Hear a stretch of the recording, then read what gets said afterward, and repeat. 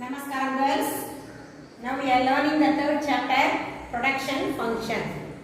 What is production function? It is the relationship between the inputs and also the outputs, isn't it? And under the production function, we learn two types. One is short run production function or law of variable returns. The another one is long run production function, law of returns to scale. In that we have learned already the short run production function, that is law of variable returns. We have learned in the previous classes. Have you remembered girls? Short run production function or law of variable returns. Under this law, only one factor will be changed, the remaining three factors will be fixed, isn't it? So only one factor of production will be changed, the remaining three will be fixed, because it is not possible to change all the four inputs or the four factors in a short period of time. So the entrepreneur, he fixed only one factor. Three factors will be fixed, remains constant, and he will do changes in the only one factor. That also we studied. He is going to do the changes only in the labor, isn't it? And then we learned the diagram. Have you remembered, girls? No one has watched the video on that day, I think so, because only few viewers are there for that diagram. I don't know why you girls, you are not watching the videos and you are not able to, you are not listening to us. The law of return to scale will go like this, and the AP curve will go this like, and then MP curve will go to that, while the TP is total product is maximum, the marginal product will be 0. This is MP, this is AP curve. Have you remembered, girls? Diagram I have given. 7 labels will be there. Based on the 7 labels, how the output comes, everything I have drawn on that day. So this is law of variable returns. Today we are going to see the long run production function, or the other name is law of return to scale.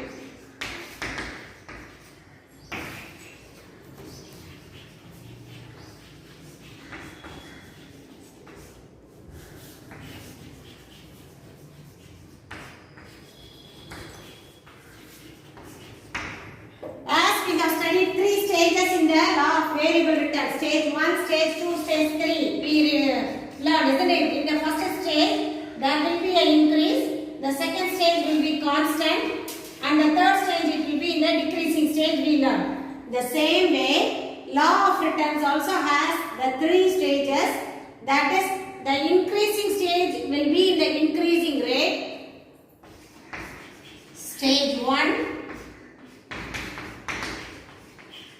increase in an increasing rate.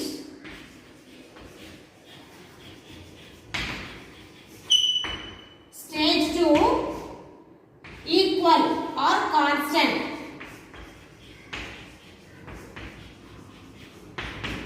And stage 3 will be decrease in a decreasing rate.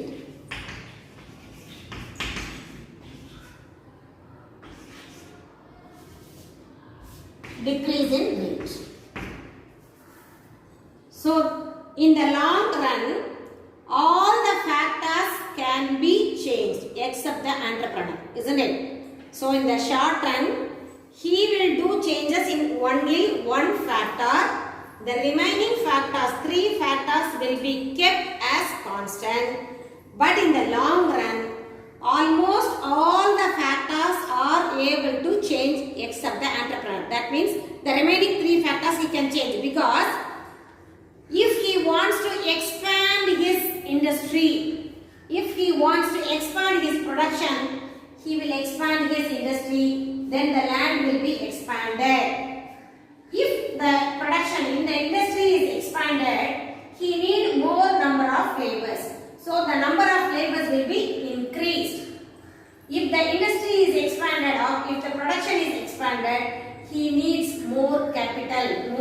investment. So the remaining three factors will be do changes. So in the long run, except the organizer or the entrepreneur, organizer alone be constant, and the three land, that is N, land, labor and capital, isn't it? N refer for land, L refer for labor, K refers to capital. So all the three can be changed in the long run because of the modern technology or because of the changes in the people's desire and also changes in the production. The three factors can be changed in the long run except the organizer. Because of this change, there will be return based on the changes in the inputs. So the production function talks about the relation between the input and the output. If there is a change in the input in the long run, there will be a change in the output also. So the long run production function explains the changes in the inputs, how it brings changes in the output. Now we are going to see the assumption of law of returns to scale. The first one is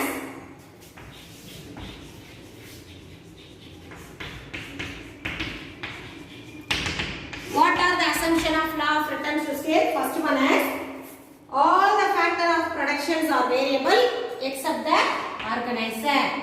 As I said, all the factor of production, all the three, land, labor and capital will be changed except the organizer. That is the first assumption. No change in technology.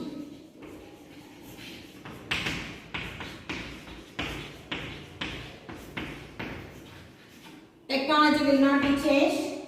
And perfect competition. What do you mean by that? Last number of buyers and sellers, product will be homogeneous. That is perfect competition. And then outputs or returns are measured in physical quantity. That also we studied that. Output can be measured.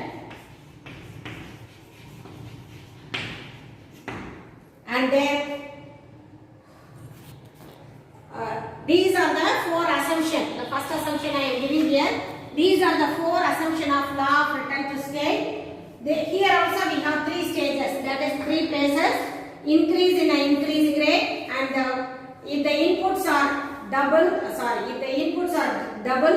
the same level of output will also be double.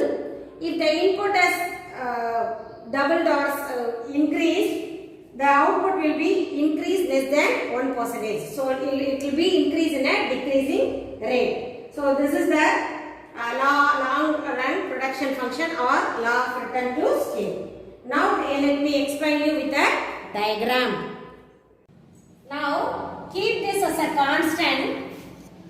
If it is 1% is increasing, the output will be the double. See, if it is 100, the input 100 input, the output will be doubled 200, that is increasing. This is same constant, this is decreasing. How we are going to calculate this? See, if you keep the constant as A, if it is doubled, we can say 2A, isn't it? If you keep the input as A, when it becomes double in the increasing phase, we consider as 2A. In the third phase, if it is going to be less or decrease, it will be half or 1 by A. Now move on to the diagram. They have given the diagram for labor and capital. In the x-axis we are going to mark the labor, and the y-axis we are going to mark the capital. Now this is the line which shows the scale of production.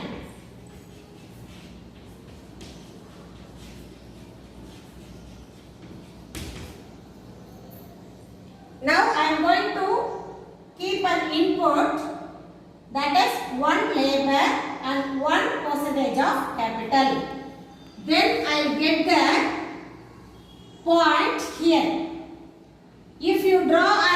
isoquant line. Isoquant line is nothing but line which depicts the possibility of the inputs, production inputs. That is indifferent curve analysis you studied about the goods. But isoquant curves talks about the inputs. The combination of two inputs will be defined by the isoquant line. In the next chapter we are going to study that. Indifferent curve analysis we talks about two different goods consumed by the consumer brings him maximum satisfaction. That is indifference curve.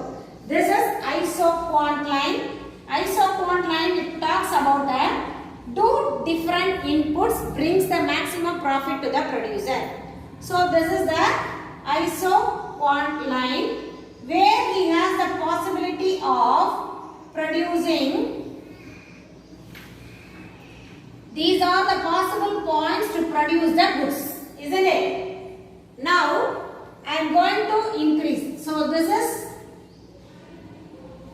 the point I gets. So while I am giving one put of input, I will get the 2% of the output, that is Q1. So this is the production possibility curve. If you join this, you will get this curve like this.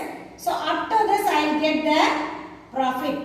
1% of input will bring me the 200% of the output. Now, the 200% of the output will be constant if I am giving in the second page. That means the same 100% of input will 100% of output. Now I am going to give the third one. This is A, this is B. Now A to B, 100% of input will bring the 200 output. Now B to C, I am going to give 100%. That is B to C I am going to draw. So 4. I am going to increase where I will get the point C. So here the 200% of input will brings the 200% of output. See, the same percentage of input bring the same percentage of output, that is constant. The difference between B to C is equal to 0 to B. So this is constant. The 200% of input brings the 200% of output. So here we can write this is 0.1 or 2, 4. Here we are getting 6, isn't it? So 200% of input brings the 200% of output. 200 I am keeping, 400 I am getting, so equal. Then the third stage C to D, I am giving the increase by 4 to 8, but I am getting only 6.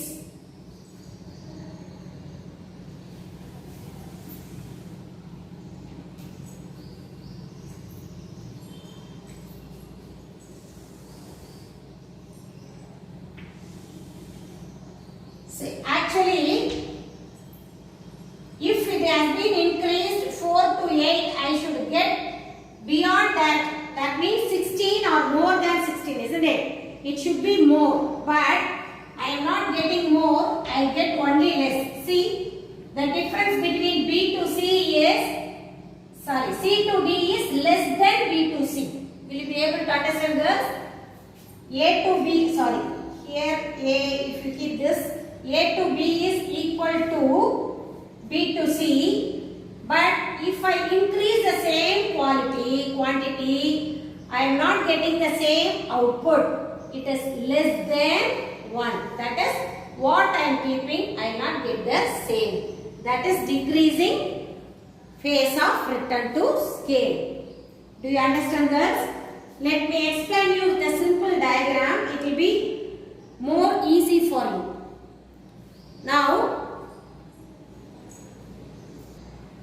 This is for your better understanding. I am giving this table mark. Here we are using the two inputs, that is one is labor and other one is land. I told here I am using the machine. So two inputs I am going to changes. Varies. One is machine, the another one is labor. In the first time I am using one machine and one labor. I am getting the total product 4. Then my marginal also 4, isn't it? Then I am increasing my inputs by increasing one more labor and one more machine. That is 2 machines and 2 labors. My total product is 10. Then marginal will be 10 minus 4, 6. Still I am increasing 3 machines and 3 labors. My total product is 18. Production is 18. The marginal is 18 minus 10, 8. So see, here it is in an increasing manner. Still I am going to do the inputs, more inputs, 4 machines and 4 labors. My output is 28. So the marginal production is 10. Further increment I am giving 5 machines and 5 labors. I am getting 38 total production. The marginal is 10. 38 minus 28, 10. Then 6 machines and 6 labors I am giving the inputs. I am getting the total production of 48. The difference marginal product is, the difference between the total product is 10. Further the increment in the labor and the machine brings the production of 56. There is an increase in the production, but it is less than the increase. The increasing is a decreasing manner. Do you understand? This is increasing in an increasing manner.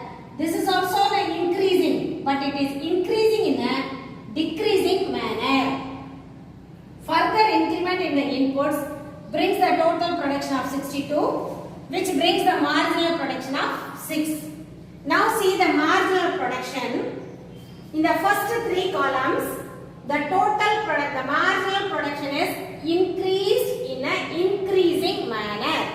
So this is the first phase. And the second phase, see all the marginal product is same. It has been increased, but it increased in a constant rate. The difference between the marginal product is 10. So the increase is in constant rate. So this is the second phase, that is constant.